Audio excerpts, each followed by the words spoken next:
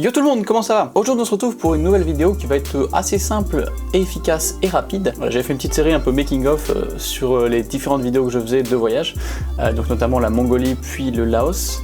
Depuis j'ai fait l'Islande, donc ça c'est des vidéos que je fais avec une agence de voyage. Et à chaque fois je reviens un petit peu sur quelques plans, tout ça, pour vous expliquer comment je les ai fait et puis donner au passage quelques conseils. Honnêtement sur la vidéo d'Islande j'avais pas énormément de choses à redire, j'ai quand même trouvé quelques petits trucs dont je voulais tout simplement parler, histoire d'en faire une petite vidéo toute simple. Première chose qui était vraiment galère pour filmer en Islande, c'était le blizzard.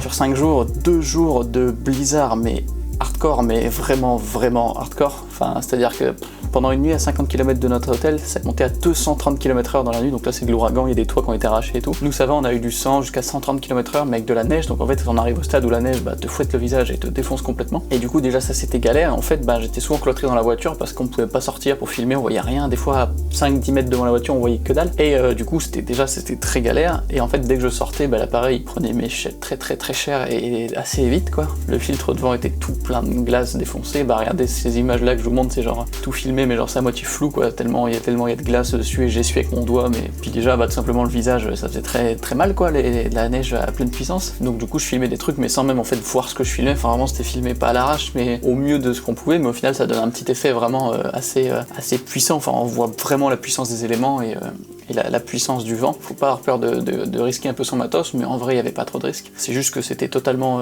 je voyais rien à l'écran, je voyais plus rien à ce qui était filmé, il y a plein de glace devant. Donc voilà, c'était un petit peu galère, et c'était ça aussi qui a été un des facteurs très compliqués de ce voyage, puisque j'étais souvent bloqué. Mais ça va, heureusement il n'y a pas eu du blizzard tout le temps. Donc là je parlais même pas d'un clip, en général c'était juste des moments, et au final j'ai pas réussi à en tirer beaucoup de clips parce que c'était beaucoup trop galère. J'ai eu les premiers clips et après j'en ai pas refait après parce que c'était toujours la même chose de toute façon. Ensuite donc notamment un petit plan de drone qui était sympa, c'est celui par-dessus la cascade. Donc la cascade c'est Skogafoss, ça fait 60 mètres, c'est une des plus grosses cascades d'Islande, et en fait tout simplement j'ai un plan de drone en fait qui passe par-dessus la cascade et qui descend tout en pointant vers le bas. On l'avait déjà fait avec Maxime et Cyril il y a 2 ans presque. Maxime l'avait fait super vite, alors que là je me suis dit non, vaut mieux le faire très lentement.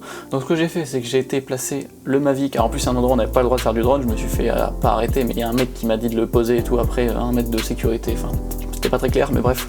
J'ai quand même réussi à avoir ce plan là. En gros donc je me suis mis tout proche de la cascade, mais vraiment très proche. Donc là c'est le moment où en descendant avec le drone vous regardez vers le bas pour essayer d'ajuster et de voir au mieux. Et vu qu'en fait moi la cascade est là et moi j'étais derrière, et du coup la cascade bloquait un peu les ondes, du coup je commençais à perdre un peu le signal, mais j'ai tenté quand même. Et je me suis mis en mode tripod, qui est un des modes, je crois même que j'en ai déjà parlé. Vous allez à 7 km/h avec ce mode, c'est très lent, ça vous permet de vraiment contrôler les mouvements. Je me suis mis donc à peu près en regardant à l'horizontale, j'avance tout doucement, mais ça va vraiment pas vite, et je tilte vers le bas mais tout doucement, vraiment très lentement, tout en passant par-dessus la cascade, et comme ça on suit le cours de l'eau en fait. On est au-dessus de l'eau et on la voit tomber et on la suit.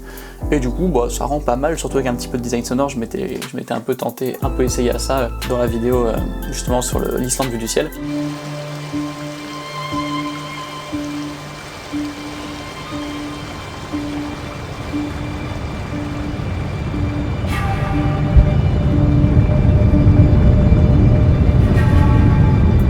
Et au final ça rendait pas mal, et c'est vrai que c'est un plan cool. Donc le mode tripod très cool, même si j'en ai déjà parlé mais je vous le redis. Ensuite j'ai fait plusieurs fois, 2 ou 3 fois, des plans de drone circulaires autour du convoi de véhicules. Vu que c'était des environnements très larges, très vastes, je trouvais ça super intéressant de justement tourner autour et de montrer que le convoi est en une belle ligne, enfin on essayait de le faire former un petit peu bien, et du coup de faire un plan de drone vraiment circulaire autour, mais tout en allant à pleine vitesse. Donc là c'est mode sport à fond, c'est risqué parce qu'on va vite, je vais très vite, et tout en faisant un mouvement un peu compliqué, donc il faut vraiment que ce soit un endroit où il n'y a pas d'obstacle. La première fois que je l'ai fait, c'était dans la neige complètement, il n'y avait absolument rien, c'était que nous et du blanc. Tout simplement, si vous voulez tourner autour d'un sujet, il y a le mode Point of Interest, qui est un mode qui vous permet automatiquement de tourner autour d'un sujet, mais fixe. Donc là, si c'est pas fixe, il y a l'autre technique, c'est de le faire manuellement, donc ça prend de l'entraînement quand même. Voilà, donc tout simplement, il faut que vos 2 sticks aillent vers la droite ou vers la gauche, mais les deux sont à l'opposé l'un de l'autre, donc soit ils sont tous les deux vers l'extérieur, soit tous les deux vers l'intérieur. Évidemment, s'il n'y a pas d'obstacle, c'est plus facile parce que vous pouvez essayer de rester le plus fluide possible, parce que vu que ça va vite,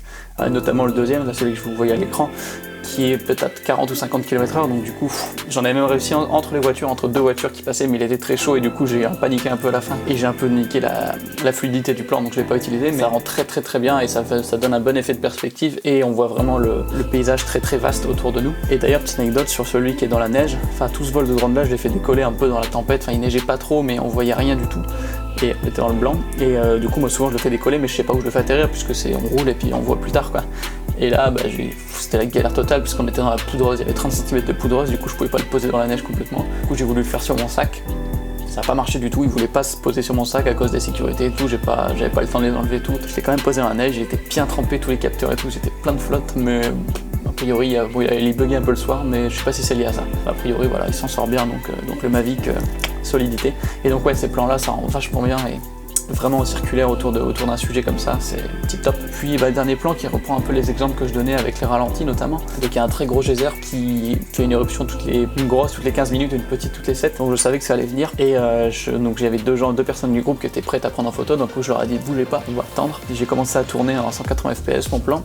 Je me suis mis juste entre deux mais on les voit pas encore, donc ils sont là, moi je me suis avancé, puis j'ai attendu, et dès que le geyser a explosé, j'ai reculé à fond la caisse pour que justement on ait toute la montée du geyser et on passe entre deux.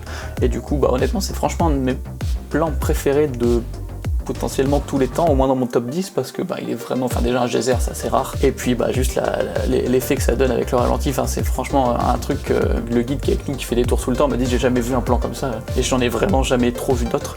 Il a jamais vu un plan comme ça de cet endroit alors qu'il y a tout le temps des touristes là. Et ouais, en vrai ça donne un effet un peu unique, super cool avec le ralenti. Par contre j'ai quand même attendu 3-4 minutes comme ça. Et même en fait ce qui est marrant c'est qu'au ralenti on voit le décalage entre le temps que je me rende compte que le geyser part et que, puisque ça va très vite, et que moi je recule, en fait il y a un décalage mais il est déjà à la moitié de sa hauteur au moment où je réagis quoi. Et bah là vous le voyez le décalage quoi, le temps de réaction. Mais en attendant le plan il rend incroyable avec le lever de soleil en plus qui est pile derrière le geyser par rapport à moi, du coup les couleurs, enfin incroyable. Ouais, c'est franchement un de mes plans préférés. Voilà une petite vidéo tout simple. Je sais, j'ai pas donné tant de techniques par rapport à d'autres épisodes parce qu'au final, bah, je vous en donne souvent et c'est des trucs assez généraux. Et donc ça se retrouve. Et puis en Islande, j'ai été très embêté parce que j'avais pas vraiment peu de choix au niveau des clips. J'avais pas beaucoup de moments en fait où je pouvais faire des trucs cool. J'étais souvent bloqué plus qu'autre chose par la neige, le blizzard, tout ça, le fait qu'on n'ait pas avancé assez, qu'il fallait rouler.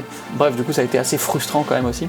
Et ça m'a empêché d'avoir plein de plans que bah, j'aurais bien aimé avoir, ce qui fait aussi que j'ai moins de choses à montrer, mais voilà, je tenais quand même à faire une petite vidéo. J'espère que ça vous aura plu. Si c'est le cas, n'hésitez pas à laisser un petit like, n'hésitez pas à vous abonner si ce n'est pas déjà fait, à activer la cloche aussi pour avoir les notifs. Toujours le petit Instagram avec toutes les photos de voyage, voilà, si ça vous plaît, allez voir. Et puis bah écoutez, on se retrouve pour la prochaine. Ciao!